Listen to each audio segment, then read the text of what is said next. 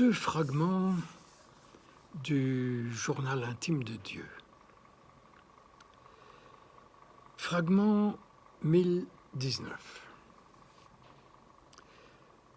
Le déluge, comme idée, ce n'était pas fameux. C'était même dégoûtant. Toute cette flotte, toute cette boue, tous ces cadavres, toute cette pourriture, c'était épouvantable. Pendant de longs jours encore, alors que les hérissons, les antilopes, les belettes, etc.,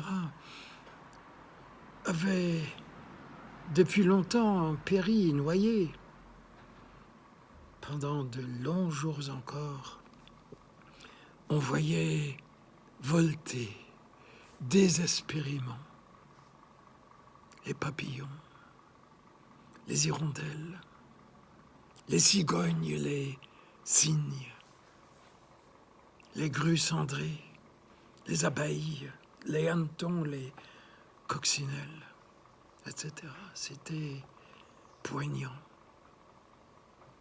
et sans issue. Un massacre biblique, s'il en fut.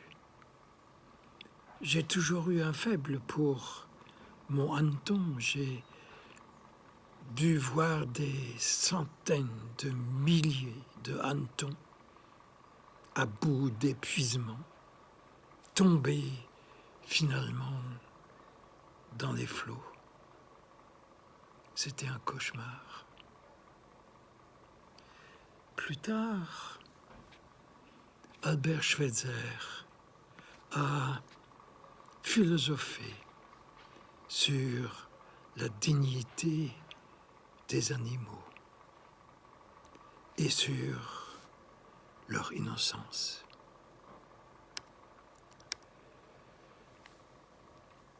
Fragment 5633 concernant la création d'Adam et d'Ève.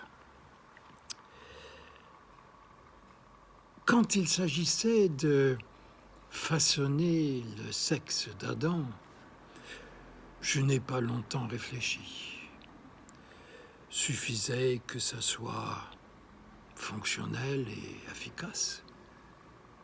La mécanique de l'érection, il faut le dire, est ingénieuse. Mais je n'avais aucun souci esthétique. Quant à l'élaboration de la vulve, ça m'a coûté. J'ai fait 1000 esquisses et brouillons pour arriver finalement à ce chef-d'œuvre de raffinement. Et ça me plaît qu'il y ait à cet endroit-là cet accord exquis entre beauté et jouissance.